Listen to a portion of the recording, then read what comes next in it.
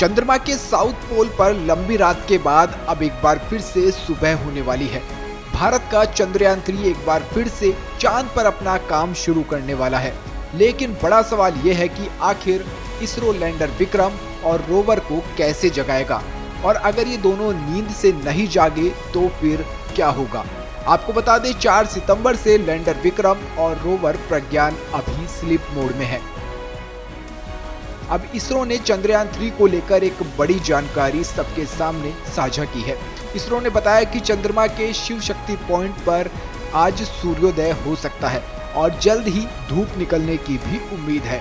22 सितंबर को इसरो एक बार फिर से लैंडर विक्रम और रोवर को जगाने की कोशिश करेगा, जो कि एक अपने आप में बड़ी उपलब्धि होने वाली है। अभी दोनों की बैटरी पूरी तरीके से चार्ज है।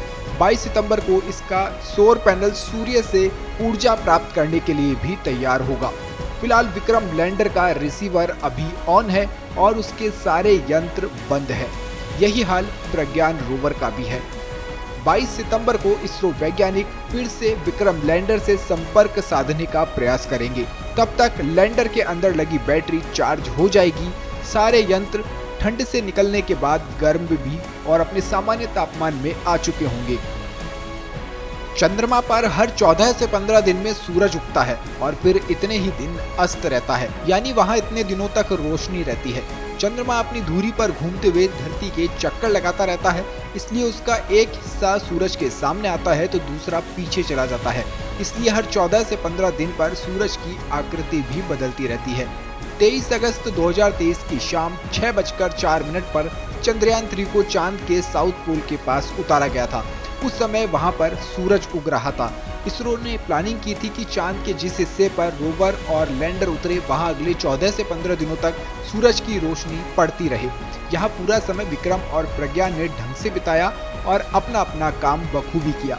चंद्रयान 3 मिशन में इसरो ने अपने लैंडर और रोवर को 2 सप्ताह काम करने के लिए भेजा था। विक्रम लैंडर और प्रज्ञान रोवर ने सफलतापूर्वक लूनर डे में काम भी किया।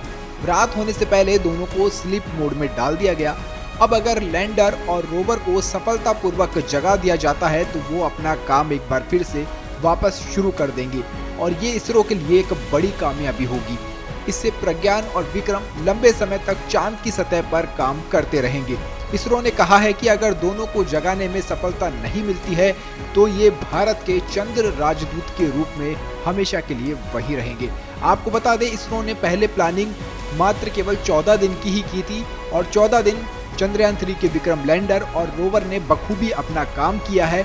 और अब एक बार फिर से यही प्रयास किया जाएगा कि उनको सफलतापूर्वक जगा दिया जाए और अगले 14 दिन भी वो बखूबी अपना काम सही ढंग से कर पाए।